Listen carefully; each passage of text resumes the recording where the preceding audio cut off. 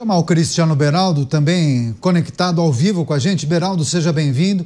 Ótima noite a você. Quero compartilhar contigo e com a nossa audiência a fala de José Múcio Monteiro, concedeu uma entrevista ao programa Roda Viva ontem à noite. Vou abrir aspas para José Múcio Monteiro. Nunca houve ameaça de golpe com GLO, garantia da lei e da ordem. O golpista não precisa de constituição, de livro, de regra. Eu acho que a gente tem margem para conversar sem viés eleitoral, sem viés partidário, sem polarização, porque as Forças Armadas são guardiãs do país. Fecho aspas a fala de José Múcio Monteiro. O que achou da leitura, da interpretação do ministro acerca desse episódio que consome o país até hoje, Beraldo? O ministro José Múcio Monteiro é um homem razoável, é um homem que tem uma visão da coisa pública bastante apurada, é um homem de bom senso. E quem fala isso, quem acha isso, não sou eu. Quem acha isso é o presidente Lula, que em 2009 o indicou para ocupar uma cadeira no Tribunal de Contas da União. José Múcio Monteiro conhece profundamente esse ambiente do poder do presidente Lula, do PT, das esquerdas, resolveu aceitar um convite, já aposentado, aceitou um convite do então presidente eleito para assumir o Ministério da Defesa, primeira indicação, então, do presidente eleito, porque o presidente eleito tinha uma preocupação, um senso de urgência em acalmar as relações com as Forças Armadas, que naquele momento estavam ali vendo as manifestações acontecerem às portas dos quartéis. Bom, o ministro José Múcio, tão logo foi indicado, começou a trabalhar, houve a posse do presidente eleito, com a maior tranquilidade, fez a festa que quis, convidou quem quis, tudo aconteceu de uma maneira absolutamente normal. E aí veio o dia 8 de janeiro, em que as pessoas se reuniram em Brasília e muitas foram para a Praça dos Três Poderes e lá, talvez levadas por um espírito de manada, que acontece também depois de jogos de futebol, depois e antes, onde as torcidas se enfrentam, onde as pessoas eventualmente se reúnem para depredar as coisas, uma atitude absolutamente reprovável.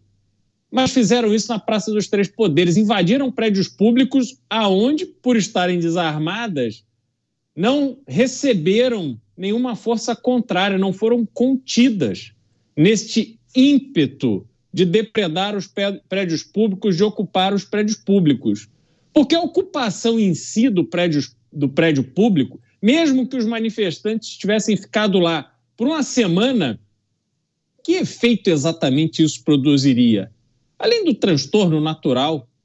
Mas hoje, na época ali, 2023, pós-pandemia, onde absolutamente todos os procedimentos burocráticos governamentais foram digitalizados, o próprio Supremo Tribunal Federal, que ficou operando de forma remota por muito tempo, a Câmara, que até hoje ainda tem sessões remotas, as pessoas, os deputados podem votar de forma remota. Então, do ponto de vista prático, os efeitos ali certamente seriam muito limitados. E o que José Múcio Monteiro está falando, o que ele disse ontem nessa entrevista, é que justamente não há ali elementos suficientes para que, de fato, houvesse um risco para a manutenção do Estado democrático no Brasil. Mas essas pessoas cometeram crime. E eu sou extremamente zeloso do patrimônio histórico brasileiro. Inclusive, acho que tratamos muito mal a nossa história e o patrimônio cultural que temos a partir dela. Ali, aquelas pessoas quebraram obras de arte, registros importantes, tiveram um comportamento criminoso, completamente reprovável. Precisam ser condenadas por isso, pelo crime que cometeram. Mas é errado que essas pessoas sirvam de troféu para um movimento que elas não fizeram e que não as beneficiaria. Se houve um erro, foi o erro do então líder, o ex-presidente, que deveria ter dito às pessoas que estavam tomando sol e chuva nas portas dos quartéis, ter avisado a essas pessoas que fossem para casa, que ali não era o lugar onde elas deveriam estar, porque nada deveria se esperar daquele movimento. O ex-presidente errou quando ficou alimentando uma expectativa de que alguma coisa aconteceria.